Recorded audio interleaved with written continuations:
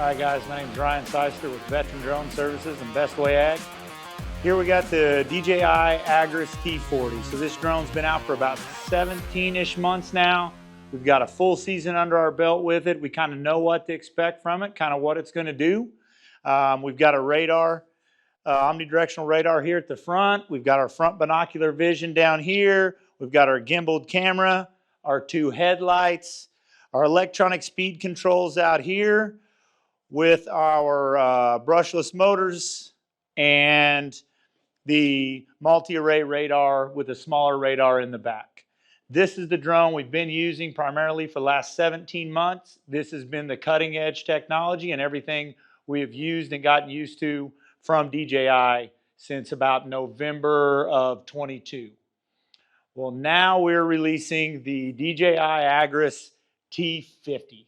What's the difference? What's it going to get us? We're so used to the T40, the T30, the T20P, all referring to the size of the tank, meaning 40-liter tank, 30-liter tank, or 20-liter tank.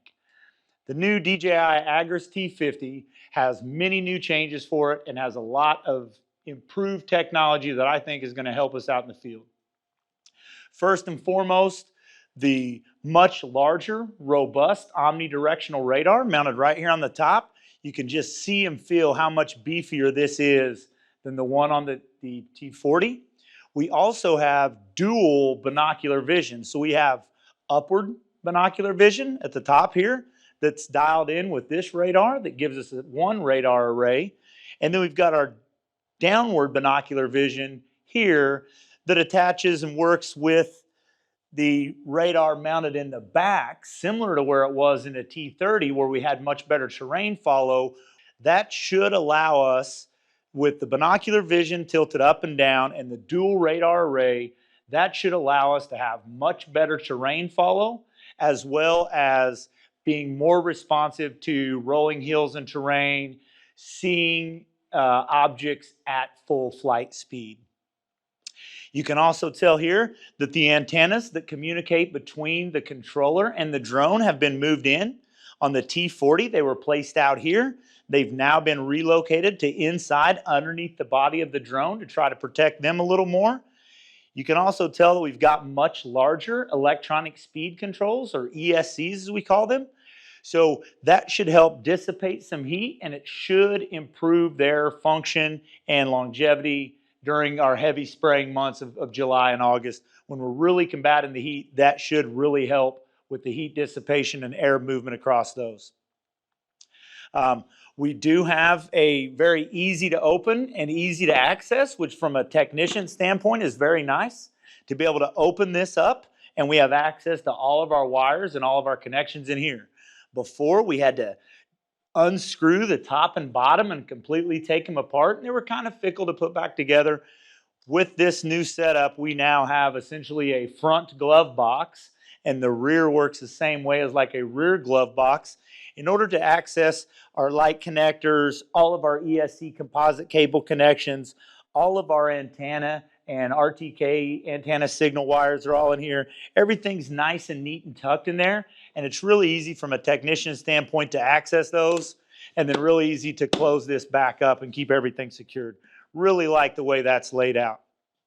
I like the antennas being stuck in here. A lot of times you got some issues out here, you tear up that antenna and you have to replace it that goes through this entire arm and plugs in.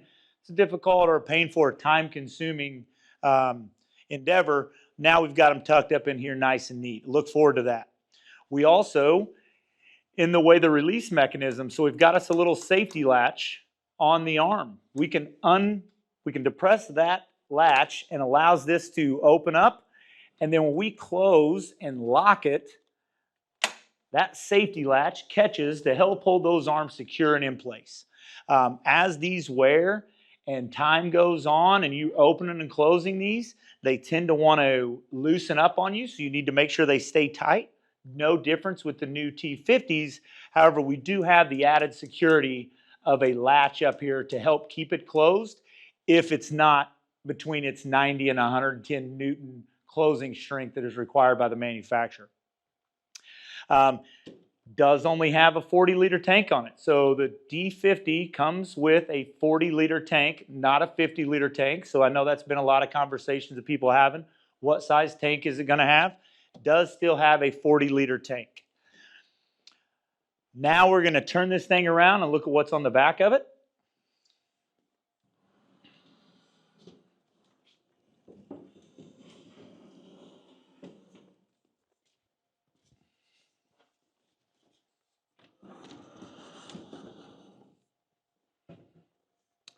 Now as we set to look at the back of the drone, here's that nice big radar I was talking about in the back. We now have a much larger, more robust omnidirectional antenna here that is working with the downward binocular vision sensor on the front to give it that second dual array radar set, which will help terrain follow exponentially.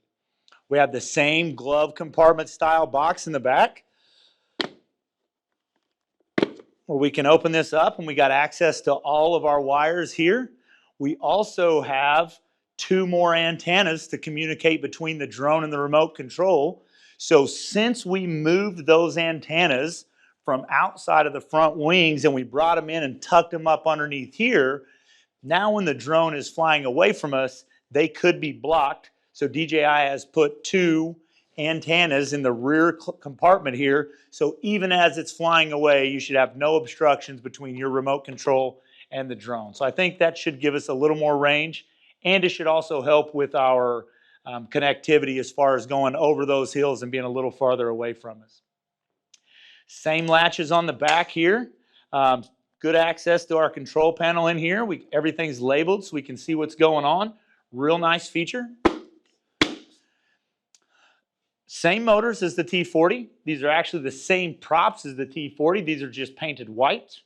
But it is a parts commonality with the brake props between the T40 and the T50. And then we get down into here into our new spray rod. So there has been some significant upgrades to the spray rod. So before on the T40, we relied on centrifugal force to open and close this spinner disc, and sometimes it would allow it to drip, and we'd have a little bit of drip or it wouldn't quite open completely. And if you put your single atomization disc on, it was definitely going to drip and leak because there was no rubber seal placed in that one. Where on this, inside here, we have an electronic valve that shuts off. So when we turn the spray system on or off, that electronic valve in there closes it off, and we're no longer just relying on a rubber washer to seal our sprinkler heads, but we actually have an electronic valve to shut it off inside here. So that's a real nice feature.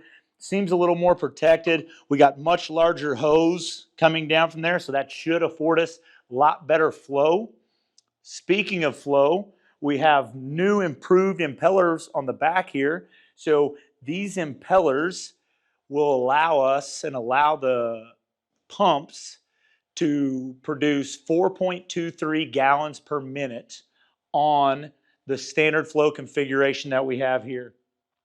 So before, our pumps would max out at 3.17 gallons per minute.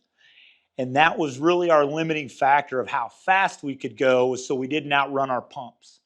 Now that we can do an extra gallon per minute, you can set this drone up and you can apply, say, fungicide on corn and say you want 3 gallon to the acre rate, 30-foot swath. You can still go 32.8 feet per second and achieve that same rate because our pumps will now keep up with it. So it's going to improve its speed. Though it's not going faster, its work speed is going to be significantly increased because our pumps, that was our limiting factor before, has vastly been improved.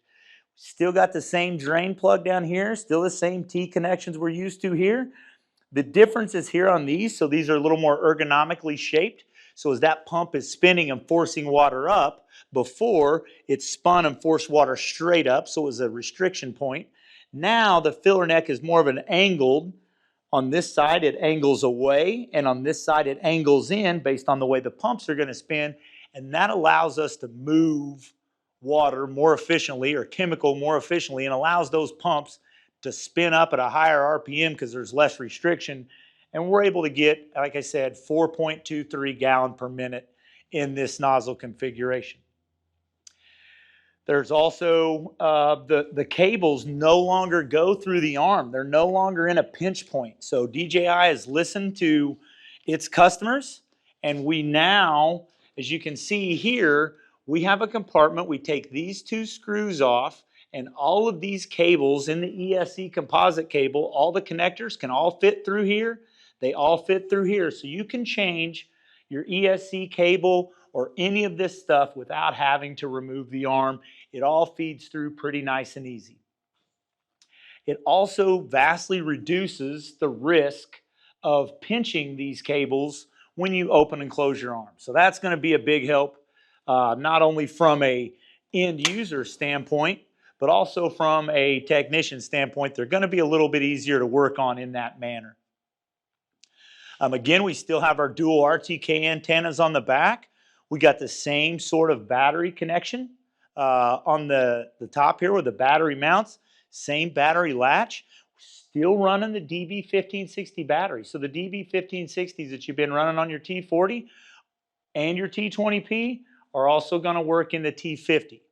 One improvement that they made that I think a lot of people may overlook is if we turn this drone around to the side here, you can see here is the battery guide. So before, we would have a lot of issues with these battery connection points wearing out the plastic connector on the battery itself. Some of that was poor handling or rough handling and people just dropping the battery in from half the battery distance away and it slamming into the connection points. The other half was as we turn the T40 here,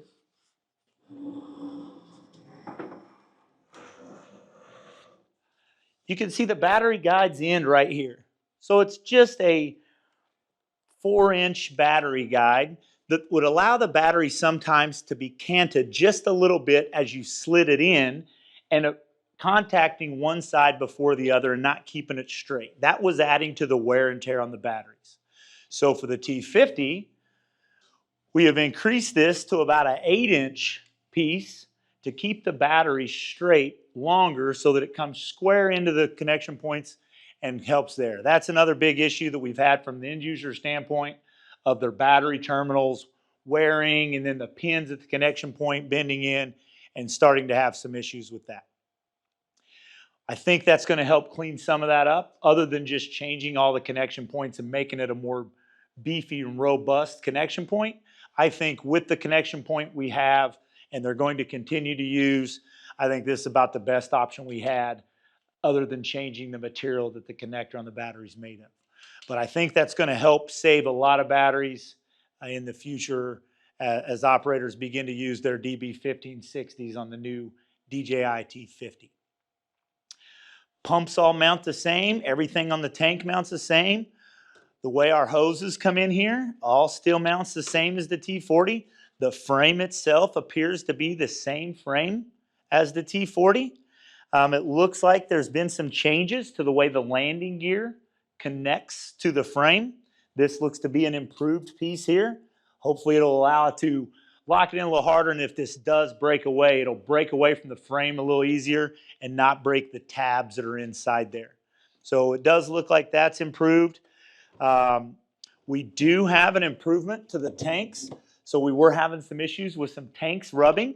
So because we do volume by weight, the tank sits on rubber pads on a scale. We were starting to see after, 6,000-7,000 acres of wear and tear, those pads will start rubbing on the bottom of this tank. This tank actually has metal pads inside the tank that's molded around so that these sit on that metal pad and the heat in the sun can't make that tank give because it's got that metal piece in there. So we should be getting better readings. So hopefully we'll have more accurate readings on how much chemical we got in the tank and how much we got left and what we're putting in there. So hopefully that'll help a lot with that. Time will tell on that one. But we think it should help save some of the wear and tear on there.